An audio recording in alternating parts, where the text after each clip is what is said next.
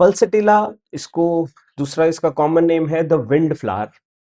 और इसको नेम जो है विंड फ्लावर वो कहाँ से मिला है कि हल्का सा हवा का झोंका आता है और इस फ्लावर को, इस प्लांट का जो फ्लावर है उसको अपनी डायरेक्शन में ले जाता है। फिर दूसरी तरफ से एक झोंका आता है, वो फिर इसको, इसकी डायरेक्शन को चेंज कर देता है इसको।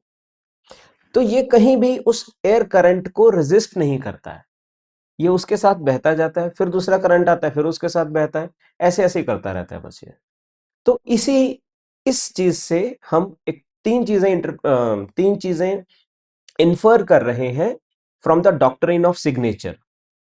क्या? पहला, हल्की सी हवा आई और इस पर असर आता है, तो ये है trifles affect him, trifles affect her. Trifles is छोटी से छोटी बात, छोटी से छोटी बात, छोटे से छोटा स्टिमुलस, छोटे से छोटी एलिमेंट इनको अफेक्ट करती है, ये है trifles affect them. Respond by yielding to it, ये उसको कहीं भी जोर लगा के या रेजिस्ट नहीं करता है, ये सिंपली उसको उसके साथ बह जाता है, यील्ड कर जाता है, रास्ता दे देता है, उसका कहना मान लेता है। दो, तीसरा, कॉन्स्टेंटली चेंजिंग, हवा के बहाव आते रहेंगे और ये बदलता रहेगा। ये बदलाव सिर्फ एक स्फीयर में नहीं, पल्सटिला के हर एस्पेक्ट में दिखेगा। तो ये तीन चीजें हम सिंपली डॉक्ट्रिन ऑफ सिग्नेचर से उठाते हैं और आगे चलते हैं। बहुत इंटरेस्टिंग है कि होम्योपैथी की रूट्स जो हैं वो प्रूविंग्स में हैं। एंड डॉक्टर शंकरन सर की सुपरविजन में हमने पल्सटिला की 2 प्रूविंग्स की। उनमें से जो एक प्रूविंग 30 पोटेंसी के साथ थी, दूसरी 201 एम के साथ थी। वो भी हमारा अपना कुछ अलग एक्सपेरिमेंट था, उसकी डिटेल्स हम बाद में कभी करेंगे। फिलहाल मैं उस प्रूविंग में से एक एक्सर्प्ट आपको दिखाता हूं।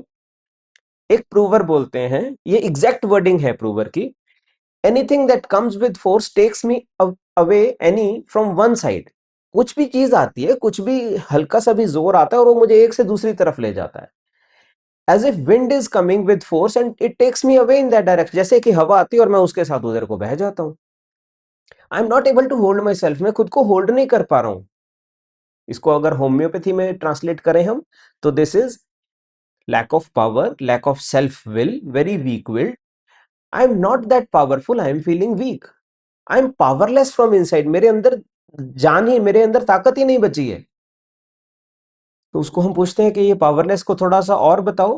कहते हैं ये ऐसा है जैसे जोर की हवा का झोंका है, powerful wind is there and I should have the power that the strong wind is not take, I should have this power but I am not having, मतलब मेरे पास इतनी जान होनी चाहिए बट है ही नहीं, मैं उसके साथ ही बहे जा रहा हूं। कोई कहता है ऐसे, मैं कहता हूं ओके, कोई कहता है ऐसे, मैं कहता हूं ओके।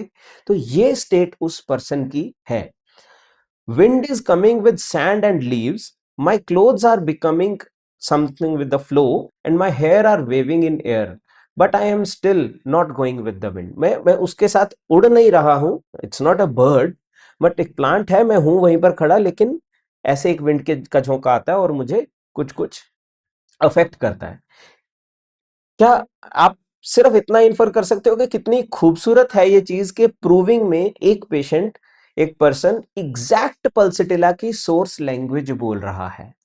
अब यही चीजें अगर कोई पेशेंट डीपर लेवल पर बोल रहा हो तो हमें समझ आता है कि ये पेशेंट कहाँ से बोल रहा है। और इस सोर्स लैंग्वेज को डिकोड करना, इस सेंसेशन की लेवल जिसको 5C बोलते हैं सर, इसको अंडरस्टैंड कर पाना, जो जो मोस्ट इलॉजिकल सी चीजें पेशेंट बोल रहा है उसकी प्योर प्रॉपर सेंस बना पाना, ये खूबसूरती है डॉक्टर शंकरन के सेंसेशन सिस्टम की। तो इसलिए इनविटेशन है, सबको आप जरूर करो और प्रूविंग्स में जरूर जरूर पार्टिसिपेट करना। हम may be next month January mid से या जनवरी एंड में एक और प्रूविंग स्टार्ट करने वाले हैं डॉक्टर शंकरन के साथ ही। तो मैं आपको लिंक भी शेयर करूंगा, आप you are welcome to join that proving, because provings real homeopathy का एक जलवा देखने को मिलता है, कैसे आप प्रैक्टिकली उन चीजों को करते हो, कैसे सिम्टम्स रूब्रिक्स बनते हैं, इन सब चीजों को। हमें ज्यादा टाइम नहीं लेके आगे चलते हैं। मैंने हर मटीरिया मेडिका में पढ़ा कि वो कहते हैं कि it is the weather cock of remedies. यार ये वेदर कॉक होता क्या है? तो ये जो आप फोटो देख रहे हो इसको बोलते हैं वेदर कॉक, कि जो हवा की डायरेक्शन बताने के लिए जो लगा होता है डिवाइस, उसके ऊपर एक ये कॉक बना होता है, इसको बोलते हैं वेदर कॉक के। जैसे ही जहां की हवा होगी ये उस तरफ को मुड़ जाएगा, exactly like the wind flower. Okay, तो वेदर कॉक ऑफ रेमेडीज इसको इसीलिए बोलते हैं क्योंकि इसकी ये चेंजिएबिलिटी जो है, चेंज होना और रिस्पॉन्ड करना इन एयर्स को, ये जीनियस है पल्सेटिला के लिए। Not just physical level but सभी लेवल्स पर। देखते हैं कैसे। पहला, माइग्रेटरी सिम्टम्स। उसके सिम्टम्स वॉन्डरिंग पेन्स हैं। अभी पेन यहां पर हो रहा है, 1 मिनट के बाद यहां पर हो रहा है, 1 मिनट के बाद यहां पर हो रहा है। इतनी ज्यादा फ्रीक्वेंसी पर उसके पेन्स वॉन्डर शिफ्ट करते रहते हैं। ये मोस्टली हिस्टेरिकल सिम्टम्स हो सकते हैं, बट ये पल्सेटिला में एज चेंजिएबिलिटी बहुत मार्क्ड देखने को मिलता है। No two symptoms alike. कोई स्टूल्स हैं उसके, तो कोई स्टूल्स एक जैसे नहीं है। अभी एक कलर का स्टूल है, नेक्स्ट टाइम कर रहा है अलग कलर का स्टूल है, तो आपके पास एक कंफर्म्ड फिजिकल सिम्टम नहीं मिल पा रहा। तो again changeability is the genius of the case. इसको बोलते हैं polychromatic stools, many colours in stools. No two chills alike. Fever आता है, अच्छा ठीक है, फीवर में हम क्या पूछते हैं, उसके चिल स्टेज में क्या होता है, हीट में क्या होता है। डॉक्टर साहब सुबह जो बुखार आया था वो ऐसे था, शाम को जो बुखार आया वो ऐसे था, कल सुबह जो आया वो अलग ढंग से था। तो वो तीनों में कुछ कॉमन नहीं है, आप डिड्यूस कर पा रहे हो किसके ऊपर मैं प्रिस्क्राइब करूं। तो भैया ये चेंजिबिलिटी ही रनिंग कॉमन थ्रेड है। मूड स्विंग्स, इसी तरह से उसके मूड चेंज होते रहते हैं, अभी कुछ अभी कुछ अभी कुछ अभी कुछ, इस तरह के मूड स्विंग्स अगर आपको देखने को मिलते हैं तो वो भी इंडिकेटिव टुवर्ड्स पल्सेटिला है। की मोडालिटीज, हम हमेशा रेमेडी को तीनों एस्पेक्ट्स पे बात करते हैं, अभी भी हम वैसे ही करेंगे। फिजिकल्स में इसकी main modalities warm closed heated room aggravates. उसको गर्म कमरे में खास करके खिड़की बंद के साथ रहना बर्दाश्त नहीं होता है। अगर आपका कैबिन क्लोज्ड है तो नॉट अ बिग डील, अगर आप 1-1.5 घंटे की केस टेकिंग कर रहे हो तो पेशेंट खुद बोल देगा, डॉक्टर साहब प्लीज मे आई रिक्वेस्ट थोड़ा सा ये खिड़की खोल देंगे आप, थोड़ी सी फ्रेश हवा आ सके मेरे को, वरना ना मुझे अच्छा सा नहीं लगता, मुझे अनकंफर्टेबल सा होने लग जाता है। या कई बार पेशेंट बोलते हैं, जब खास करके जब वो अपने इमोशन शेयर करके चुके होते हैं, इसमें रूब्रिक है एंजाइटी ओपन एयर अमिल्योरेट्स, तो उस समय उनको लगता है कि यार अभी थोड़ा इमोशनल सा हो गया, डॉक्टर साहब ये खिड़की खुलवा दोगे जरा। तो उस टाइम पर इस रूब्रिक को, इस सिम्टम को जरूर सोचना कि बाकी सारा केस आ रहा है तो it can B pulsatilla. Evening and night aggravation marked है। और रिच फैटी फूड एग्रेवेशन, बहुत सारे केसेस ऑथर्स ने कोट किए हैं जहां पर सपोज कोई भी गट इशू लॉन्ग टर्म से है, लेकिन स्टार्ट कब हुआ था, डॉक्टर साहब मैं एक मैरिज पार्टी पर गया था, मैं एक पार्टी पे गया था, वहां पे मैंने बहुत सारा तला हुआ खाया या कुछ केक पेस्ट्रीज बहुत ज्यादा खाए जिसके कारण मेरे को लूज टूल्स हुए, या जिसके कारण मुझे फूड पॉइजनिंग हुआ था, उसके बाद से लेके अब तक मुझे एक्स सिम्टम चलता ही रहता है, या उसके बाद से बार बार आना शुरू हो गया है। You can think of this rubric here, not just go for the remedy, but हाँ रेमेडी में फैट फूड एग्रेवेशन मार्क्ड मिल सकता है आपको। अमिल्योरेशन, कोल्ड ओपन एयर, जैसे कि मैंने आपको बताया, उनको ओपन एयर अमिल्योरेट करती है, उनको अच्छा लगता है ठंडी हवा में होना, खुली हवा में होना, नॉट जस्ट ठंडी, खुली हवा में होना उनको अच्छा लगता है।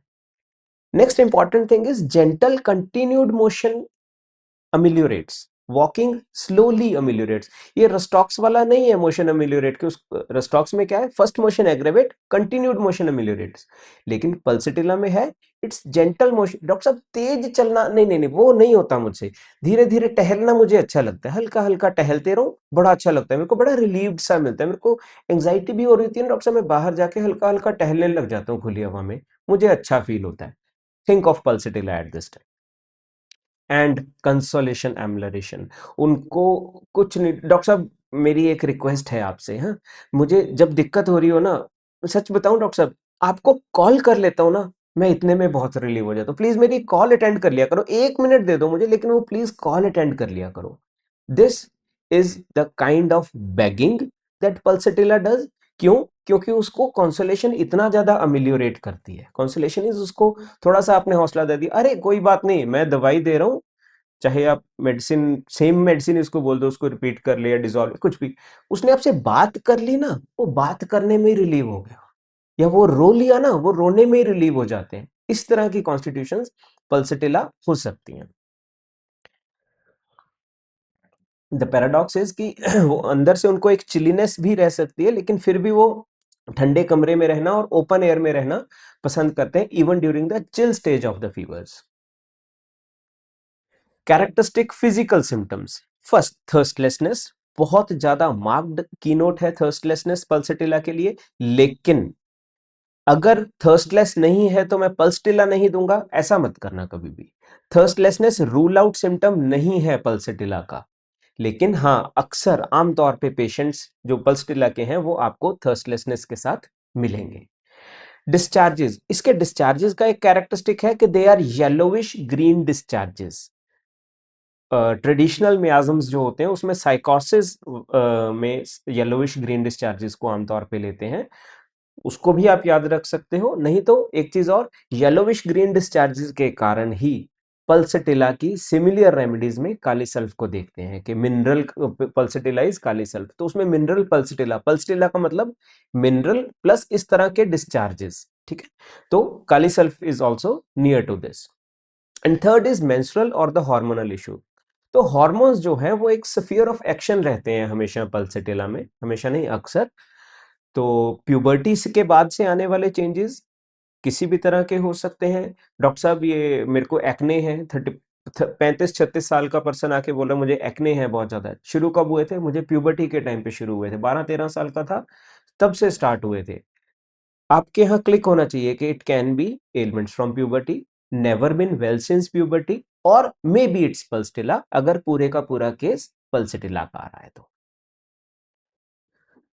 Soul of remedies, the backbone of our series, doctor Sankaran की ये सबसे खूबसूरत बुक है मटीरिया मेडिका की। वो क्या मेंशन करती है पल्सटिला कॉन्स्टिट्यूशंस के बारे में? उनके अंदर की फीलिंग क्या है? I will survive only if I am soft and gentle. ये दुनिया बहुत जालिम है भाई, तू जितना सॉफ्ट एंड जेंटल रहेगा हर किसी के साथ, किसी के अंदर का जो जो रूडनेस वाला हिस्सा है ना उसको तू जगा ही मत। तू इतना सॉफ्ट एंड जेंटल रहे, तू हमेशा कहना मान ले, तू बिल्कुल भी अपनी जिद मत कर, इसी तरह से तू बच पाएगा। वरना तू थोड़ी सी जिद करेगा, सामने वाला डांटेगा, वो तेरे से बर्दाश्त नहीं होगा। इसलिए कुछ ऐसा काम कर ही मत जो तेरे को डांट पड़े। अवॉइड कर हर उस चीज को जो तेरे सेंसिटिव पॉइंट को टच करने की कोशिश करता है। इस अवॉइडेंस को बोलते हैं psychotic pace.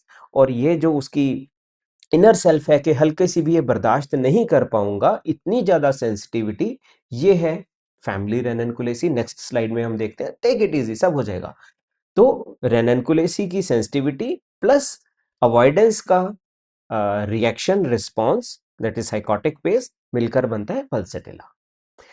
It is as if an inner weakness in them and they are not able to face the hardness of, मेरे अंदर ये कमी है डॉक्टर साहब कि मैं उस चीज को बर्दाश्त ही नहीं कर पाता हूं। जो ये मेरे अंदर फिक्स्ड कमी है ना, इसको सर बोलते हैं साइकोटिक पेस। तो ये और ज्यादा कंफर्मेटरी हो जाता है हमारे पास पल्सटिला के लिए। She tries to cover up by finding soft caressing gentle people, जिनके साथ उसकी वो टेंडरनेस जो उसके अंदर की बहुत टेंडर सी, बहुत नाजुक सी अवस्था है, वो बची रहे, उसको तंगी ना होनी पड़े, इस तरह के लोग। If she is not able to get what she seeks, she feels extremely forsaken, as if alone in the world. और अगर उसको ये नहीं मिलता तो उसको लगता है कि मैं बिल्कुल अकेली हूँ, पूरी दुनिया में हजार लोग होंगे पर मेरे मतलब का कोई भी नहीं भाई, मैं तो बिल्कुल अकेला हूँ या बिल्कुल अकेली हूँ। इस तरह की का जो इनर पैटर्न है वो है पल्सटिला। तो हम इन चीजों को थोड़ा सा रूब्रिक्स में भी देख लेते हैं। पता है क्या है, जब हम मटीरिया मेडिका कर रहे होते हैं ना, तो हमें बहुत सारे लगता है कि यार मैं भी मटीरियल, मैं भी कहीं पल्सटिला हूँ, हर रेमेडी खुद की रेमेडी लगती है या हर रेमेडी किसी और पेशेंट की रेमेडी लगती है। नो डाउट आपको एक दो केसेस याद आएंगे इस केस इस मेडिसिन में भी, बट बेटर है कि उन सबको आप रूब्रिक्स के चैनल से चलो। सिर्फ रेमेडी से या अपने कीनोट से प्रिस्क्राइब करने की कोशिश करोगे तो आपकी मेमोरी कहीं ना कहीं धोखा दे देगी, आपको कम पड़ जाएगी। तो रूब्रिक्स पढ़ेंगे हम हर चीज के साथ में। Delusion forsaken, delusion neglected, forsaken is छोड़ दिया, छोड़ दिया गया मुझे। निग्लेक्टेड इज सब बैठे थे, सबकी तरफ ध्यान दिया, मेरी तरफ ध्यान ही नहीं देता कोई। This is delusion neglected. delusion alone in the world, मैं पूरी दुनिया में अकेला हूं। रिस्पॉन्स क्या है उसका? सर्वाइल, बिल्कुल सबका कहना मान के चलना। किस तरह के बच्चों में? बहुत ओवर सेंसिटिव चिल्ड्रन में। ओवर सेंसिटिव मतलब हर छोटी से छोटी चीज उनको बहुत ज्यादा असर करती है, over sensitiveness. Over sensitive to what others say about her, उस चीज के लिए ओवर सेंसिटिव कि हर कोई मेरे बारे में क्या कहता है, मेरे को बहुत ज्यादा असर करता है। पल्सटिला कॉन्स्टिट्यूशन, जैसे कि हम करते हैं कि वो लोग दिखने में कैसे होते हैं, पल्सटिला के लोग कैसे, व्यवहार किस तरह का होता है उनका। First, mild and yielding. तो कहते हैं कि एक फीमेल रेमेडी है। फीमेल रेमेडी, ऐसा नहीं कि मेल्स में प्रिस्क्राइब नहीं होगी, बट मेल्स में भी वो कहते हैं कि मेल्स भी इसके एफिमिनेट से होते हैं। तो this is the kind of female remedy. और वो हर बात पर बहुत जल्दी रो देते हैं।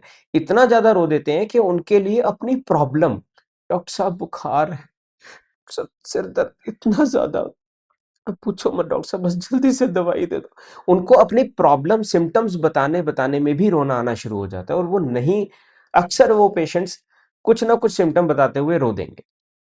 क्लिंगी एंड डिपेंडेंट, वो जो उनकी सेफ स्पेस है जहां पर उनको अच्छा लगता है, वो उसके लिए बहुत बहुत क्लिंगी हैं, उसके साथ ही रहना पसंद करते हैं, उससे उससे बाहर का वो नहीं सोच पाते हैं, नहीं जा पाते हैं। इस तरह की क्लिंगीनेस। और उस क्लिंगीनेस में वो मदर के साथ फिजिकली क्लिंग करता बच्चा भी हो सकता है। वो एक ही रिश्ते के साथ चिपका हुआ बंदा हो सकता है कि मेरा एक बेस्ट फ्रेंड होता है और बस मैं सिर्फ उस बंदे के साथ रहता हूँ। अच्छा, उस बेस्ट फ्रेंड की क्या खूबी है डॉक्टर साहब? उस बंदे में खूबी बताओ क्या है? उस बंदे की खूबी है, अगर मेरी कोई गलती होगी भी ना, वो अकेले में प्यार से आराम से मुझे बता देगा कि भाई तू ना ऐसे मत करा कर। बाकी लोग कहते हैं ओए तूने ऐसे क्यों किया? नहीं, मुझसे ये नहीं बर्दाश्त होता। मैं सुधरने को तैयार हूं, मैं अपनी गलती मानता हूं, लेकिन यार आराम से बता दो ना भाई, मैं मान लूंगा। ये लोग, ये जो टोन है कहने की, ये पल्स डिला की तरफ बहुत इंडिकेटिव है। लेकिन उनकी इस क्लिंगी, उनकी इस केयर करने और केयर मांगने में एक सेल्फिशनेस रहती है कि कितनी भी केयर मिल जाए उनका पेट नहीं भरता है, उनकी वो नीड कंप्लीट ही नहीं होती है। This is Pulsatilla. Timid and indecisive, वो जल्दी कोई अपना डिसीजन नहीं ले पाते हैं। पार्टली इसलिए भी नहीं ले पाते हैं बिकॉज वो, उनको लगता है कि मेरा डिसीजन किसी को ऑफेंड ना कर दे, इसलिए जैसे कोई कह रहा है मैं वैसे बह दूंगा। भाई मुझे बिल्कुल अपोज नहीं करना, आपको बस डांटना मत, मेरी जो सेंसिटिविटी है ना उसको छेड़ना मत। ये है पल्सिटिला। अमेलियोरेटेड बाय कंसोलेशन हम कर चुके हैं। ओके, रूब्रिक्स को देख ले। हर किसी का कहना मानना और ये सब चीजें करना, माइल्डनेस, बहुत ही शालीन से, बहुत ही अच्छे से, प्यारे से लोग। सर्वाइल, सर्वेंट की तरह, जो कहा वो मान लिया, बेटा ये कर दे, वो कर दे, वो कर, आपने उसको 20 काम कहे, उसने बिल्कुल माथे में त्योड़ी लाए बिना सब कर दिए। This is servile. मैं हर किसी का करके ही चलता हूँ डॉक्टर साहब, बस। तो this can be survive. Yielding, कहना मानना, हर बात में कहना मानने वाला। Weeping mood trifles about. Weeping mood tearful ameliorates. Doctor साहब कितना भी मेरा मन खराब हो कई बार, तो मैं बस किसी ना किसी बात पे आंसू आ जाते हैं, रो देता हूँ और फिर मैं ठीक महसूस करता हूँ। Pulsatilla, it can be, otherwise rubric है। Weeping tearful mood open air ameliorates. मन भर रहा है लेकिन जब मैं खुली हवा में जाता हूँ तो मैं बहुत अच्छा महसूस करता हूँ। इवन मैं अपना मन ठीक करने के लिए कई बार या तो जानबूझ के रो देता हूँ, या मैं जानबूझ के खुली हवा में चला जाता हूँ, उससे भी मुझे अच्छा महसूस होता है। पिटीज वन सेल्फ, खुद पे ही तरस करते रहना, वो खुद की एक बड़ी तरस योग सी अवस्था प्रोड्यूस करना, वो आगे आएगा, उसको हम आगे देखेंगे। प्लीज अदर्स डिजायर टू, दूसरों को खुश करने की कोशिश में लगे रहना। क्लिंगिंग, क्लिंगिंग है एक ही रिश्ता और वही सब कुछ है बस मेरे लिए, वो रो थ्री वाला नहीं जो हमने लास्ट टाइम देखा था। इसको सिर्फ उसके साथ एक इमोशनल क्लिंगीनेस चाहिए, एक इमोशनल सपोर्ट नहीं चाहिए, इसको सिर्फ एक एक सहारा सा चाहिए। हाँ, उस वो बंदा एक बंदा है बस, ठीक है। तो ये रूब्रिक है क्लिंगी। केयरस डिजायर टू बी, उसको बहुत ज्यादा प्यार चाहिए। कंसोलेशन अमिलियोरेशन हम कर चुके, थोड़ा सा आपने उसको धरवास दिया, उसको तेज बुखार है या कुछ भी है, कोई बात नहीं, कोई बात नहीं माता जी, मैंने दवाई दी, ठीक हो जाओ। हाँ डॉक्टर साहब आपने कह दिया ना, अब मैं पक्का ठीक हो जाऊंगी। This is pulsatilla and this is consolation amelioration. Rudeness elements from, वो हल्की सी भी किसी की रूडनेस बर्दाश्त नहीं कर सकते हैं, उनसे कोई भी ऊंचा या बुरे ढंग से बोले, व्यवहार करे, नहीं बर्दाश्त होता है उनको। पेशेंट्स क्लिनिकल प्रेजेंटेशन, ये बड़ा इंटरेस्टिंग है पल्स्टिला के लिए। Weeping when telling of sickness, हमने पहले बात की, वो रो देंगे आपको प्रॉब्लम बोलते बोलते। It is very difficult to get symptoms from them, doctor विथलकाज लिखते हैं। वो कहते हैं कि वो पेशेंट इतना ज्यादा कई बार ईल्डिंग होते हैं, इतना ज्यादा कहना मानने वाले होते हैं, आप उसको कहोगे अच्छा आपको गर्म खाना अच्छा नहीं लगता, नहीं डॉक्टर साहब गर्म खाना बिल्कुल अच्छा नहीं लगता, नहीं डॉक्टर साहब बिल्कुल नहीं। अच्छा आपको एक्सरसाइज अच्छी नहीं लगती, नहीं नहीं डॉक्टर साहब एक्सरसाइज, उसको प्रॉब्लम नहीं है एक्सरसाइज से, लेकिन फिर भी वो आपको खुश करने के लिए वो सब कहे जाएगा। तो वो हो सकता है कि पल्सटिला हो।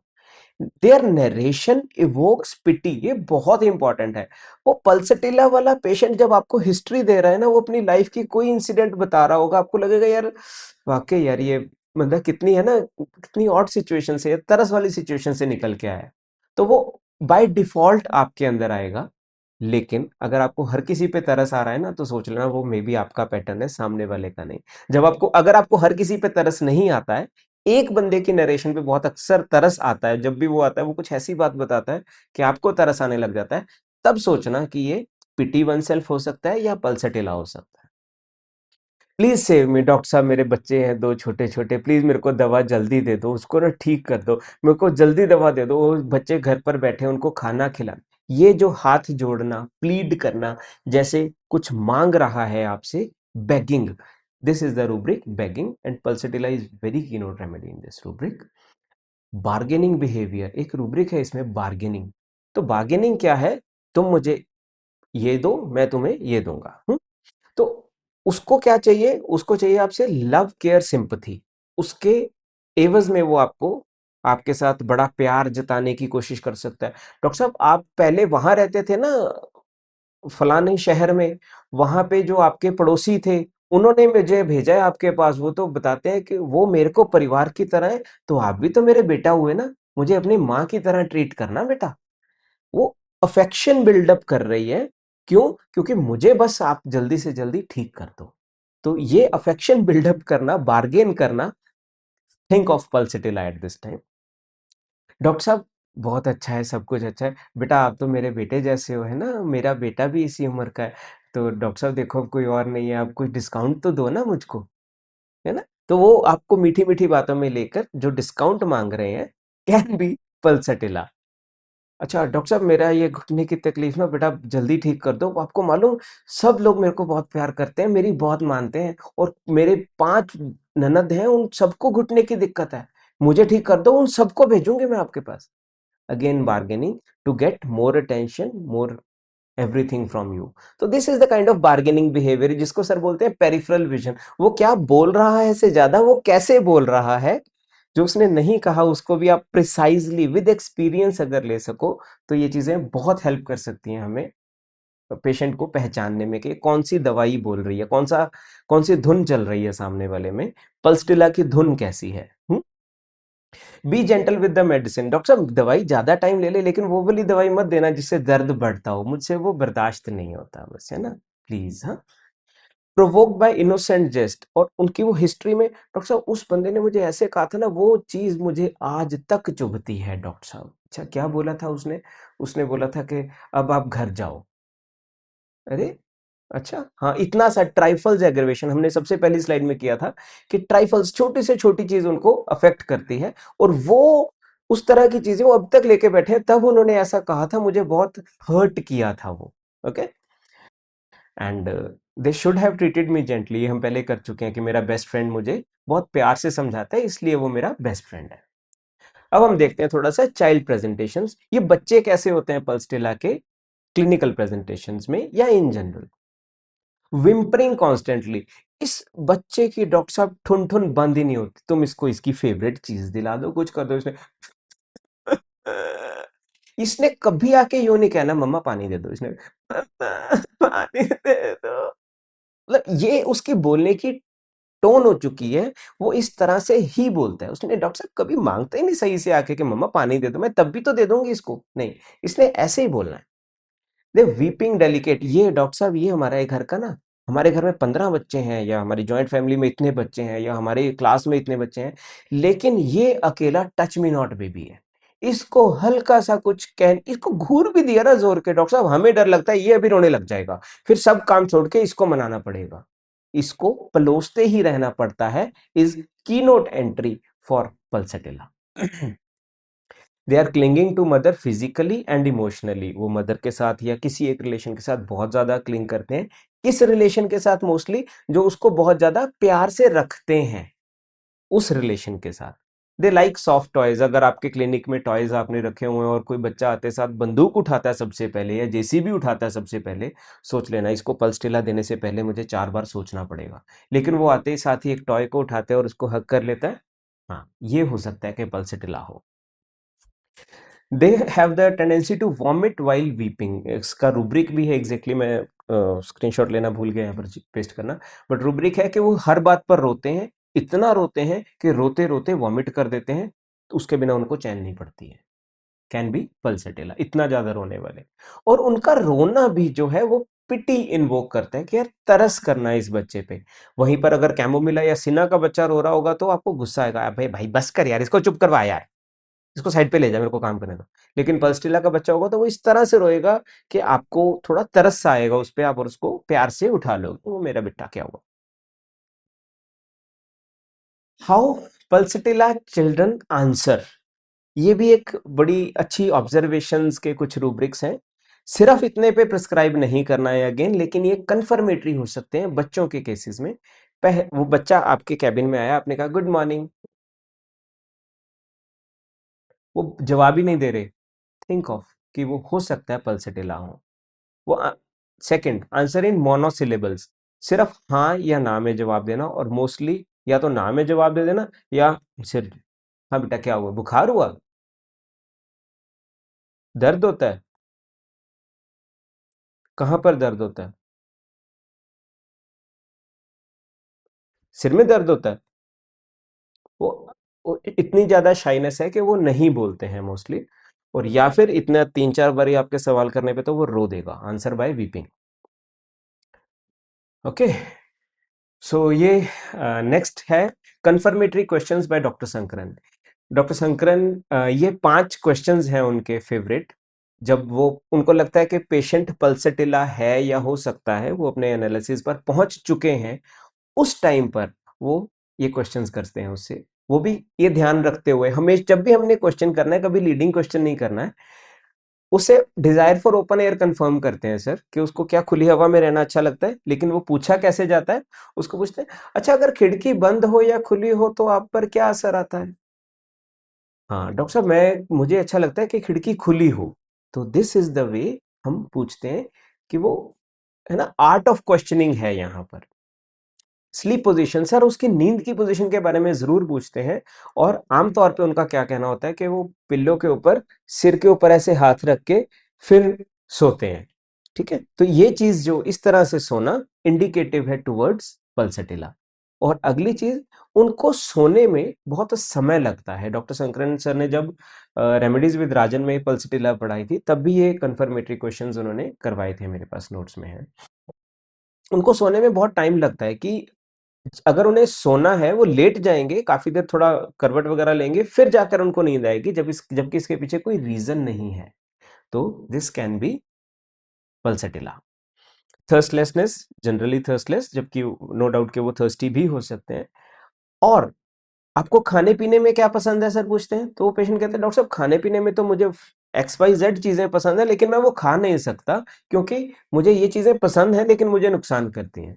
तो डॉक्टर फाटक की एंट्री है craving for the things that disagree, screenshot मैंने इसीलिए रखा है।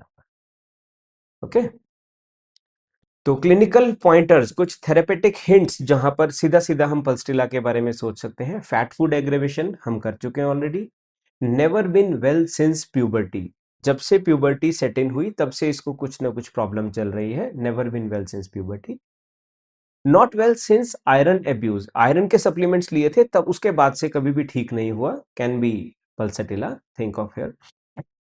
एंड डॉक्टर हनीमैन का नोट है कि अगर अंदर से गर्मी की सेंसेशन है लेकिन बाहर कोई भी ऑर्गन हीटेड नहीं है, मुझे अंदर लग रहा है कि ये चीज अंदर से बहुत गर्म है, बाहर टच करने पे सब्जेक्टिवली वो गर्म नहीं है, think of pulsatilla eight this time. खास करके तब जब थर्स्टलेसनेस साथ में कंकॉमिटेंट हो। और लैक्टेशन के केसेस में अगर लैक्टेशन प्रॉपर चल रही थी, बिना किसी इमोशनल, बिना किसी और रीजन के एकदम से सडनली लैक्टेशन स्टॉप हो गई, you can think of pulsatilla at that time. What are the related remedies of pulsatilla, ये मैं थोड़ा सा एक स्टेप आगे लेकर चल रहा हूँ जस्ट रेमेडीज से। जब आपको लग रहा है कि पल्सटिला जैसा है, रोने वाला, सेंसिटिव सा, एक्स वाई जेड तरह का, जैसे जैसे हमने पर्सनैलिटी टाइप की, लेकिन उसके पल्सटिला दी वो काम नहीं कर रही, या फिर ये पूरा पल्सटिला नहीं है लेकिन कुछ हद तक पल्सटिला जैसा, सेंसिटिविटी पल्सटिला जैसी है लेकिन फिजिकल सिम्टम्स पल्सटिला वाले नहीं है, तब क्या करना है? तो ये जो हर चीज के लिए सेंसिटिव होना, रूडनेस के लिए सेंसिटिव होना, हर बात पर बहुत सारे इमोशंस, एंगर और हर चीज को फील करना, जब इस तरह की स्टेट हो तो हम उस रेमेडी की पूरी फैमिली को इन जनरल कंसिडर कर सकते हैं। तो ये होती है रेमेडीज की फैमिलीज। बहुत बहुत सिंपल सी भाषा में समझा रहा हूं, इसकी प्रॉपर डिटेल्ड एक्सप्लेनेशन है, कभी उसको भी हम करेंगे। तो फैमिलीज को हम अंडरस्टैंड करें कि एक सेंसिटिविटी और एक उसका अपोजिट, इन दोनों का बहुत स्ट्रांगली प्रेजेंट होना एक ही पेशेंट में हमें इंडिकेट करता है कि ये एक रेमेडी एक पूरी फैमिली की तरफ इंडिकेट कर सकता है। वो बहुत सारी 40+ फैमिलीज का पूरा डेटा अवेलेबल है जो सर ने वहां पर बुक्स में पब्लिश की है, उसको आप डिटेल में पढ़ लेना। लेकिन रेननकुलेसी जो पल्सटिला की फैमिली है, उसके लिए क्या है, एक तरफ हाइपर सेंसिटिविटी, हर छोटी से छोटी चीज उसको बहुत ज्यादा तंग कर जाती है, जैसे स्टेफिसेग्रिया, पल्सटिला कीनोट है इसके लिए। और दूसरी तरफ कुछ भी महसूस ना होना, सेंसेस का एकदम से ब्लंट हो जाना, लाइक हेलिबोरस। ओके, तो जब इस तरह की स्टेट हो, मैंने कुछ रूब्रिक्स लिखे हुए हैं साथ में, menses from menses suppressed from anger and vexation. एक एंगर, एक इमोशन आया और उसने फिजिकली इतना ज्यादा तंग कर दिया, हर चीज को साइकोसोमेटिकली जो लोग एक्सपीरियंस कर रहे हो, think of ranunculaceae at that time.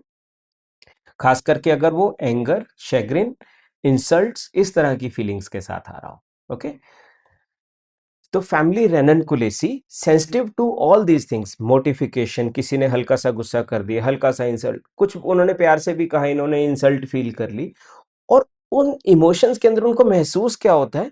आमतौर पे हमें तीन में से एक इमोशन ही महसूस होता है, या डर आता है, या गुस्सा आता है, या गिल्ट आता है, या फ्राइट आता है। लेकिन इन लोगों में ये तीनों इमोशंस एक साथ आ जाते हैं, इमोशनल कॉकटेल बोलते हैं सर इसको, the cocktail of emotion is experienced with in. तो वो इमोशनल कॉकटेल का महसूस होना विद, और वो अंदर शरीर में कैसे महसूस होता है, उनको ट्रेम्बलिंग महसूस होती है, गुस्से में उनके होंठ फड़फड़ा रहे होते हैं, उनके अंदर का सिस्टम जो है वो कांप रहा होता है। ये की नोट एंट्री है रेननकुलेसी फैमिली के लिए। ओके, साइकोटिक पेस वाला हम कर चुके हैं ऑलरेडी। तो थोड़ा सा रेमेडी डिफरेंशिएशंस देखते हैं। इस तरह की कॉन्स्टिट्यूशन मिल रही है लेकिन कीनोट्स पल्सटिला के नहीं है, तो कौन कौन सी रेमेडीज हो सकती हैं? बहुत शॉर्ट ग्लिम्स दे रहा हूं, let's see. Fear of death है, सर्कुलेशन का टर्मोइल है, और कोल्ड एयर एग्रेवेशन करती है। डॉक्टर साहब हल्की सी ठंडी हवा लगते ही बस खांसी जुकाम बुरे हाल से शुरू हो जाता है, एकदम से शुरू हो जाता है, ये एक्यूटनेस एकोनाइट कैरी करती है। इस सेंस बंदा इतने सेंसिटिव कॉन्स्टिट्यूशन का है लेकिन उसको एकदम से होता क्या, डॉक्टर साहब पता नहीं क्या हुआ, एक बार इसको कुछ कहा था उसके बाद से ऐसे बस कमरे में आराम से सुन बैठा हुआ है, इसके कोई चेहरे पे हाव भाव नहीं आता, कुछ नहीं होता, बिल्कुल साइलेंट एक कॉर्नर रूम में बैठा रहता है, कैन बी हेलिबोरस। एक्टियस पाइकेटा इस तरह की सेंसिटिव कॉन्स्टिट्यूशन है, लेकिन उसको साथ में रूमेटाइज्म की प्रॉब्लम है, और शुरू हुई थी हमेशा सिर्फ स्मॉल जॉइंट्स के साथ। Small joint rheumatism, such sensitive constitution, aggravation from touch, first think of actaea spicata as the remedy. यहीं पर न्यूरैल्जिक पेन्स हैं, और एंगर ऑल्टरनेटिंग विद केयर, एकदम से उसको बहुत ज्यादा गुस्सा आ जाता है, फिर वो कहता है कि अरे यार मैंने इस बंदे पे गुस्सा क्यों कर दिया, इस पे तो मुझे करना ही नहीं था, ये तो मेरी केयर करता है। वो ऑल्टरनेट करके फिर उसकी केयर करने लग जाता है। तो दिस इज रेननकुलस बल्बोसस। यही अगर इस तरह की सेंसिटिव कॉन्स्टिट्यूशन डिप्रेशन में दिखती है आपको, या पार्चुरेशन, चाइल्ड बर्थ के बाद से वो पेशेंट ठीक नहीं महसूस कर रहा है, थिंक ऑफ द रेमेडी सेमिसिफ्यूगा। पूरी टोटलिटी लेकर फिर प्रिस्क्राइब करना, लेकिन आप समझ गए हो कि सिर्फ एक चीज पर प्रिस्क्राइब ना करने पे मैं बार बार एम्फेसाइज कर रहा हूं क्योंकि वो बहुत जरूरी है। स्टेफिसेग्रिया, अनमैच्ड एक्सट्रीम ज्यादा सेंसिटिविटी होना, और पोस्ट ऑपरेटिव कंप्लेंट्स का होना, पोस्ट ऑपरेटिव पेन्स का होना, टूथ एक का होना, दांत निकलवाया था उसके बाद से लगातार दिक्कत चल रही है, इस तरह के न्यूरैल्जियाज का होना, think of the remedy staphysagria. उसी तरह से इतनी सेंसिटिव कॉन्स्टिट्यूशन विद अल्सरेशंस और chronic thick yellow discharges, think of hydrastis canadensis as the remedy. And इसी तरह की बहुत सेंसिटिव सी कॉन्स्टिट्यूशन जिसको टूथ एक रिलीव होता है, कोल्ड कोल्ड वाटर को मुंह में रखने में, जब तक वो ठंडे पानी को मुंह में रखते हैं, ये क्लीमेटिस के की नोट्स हैं।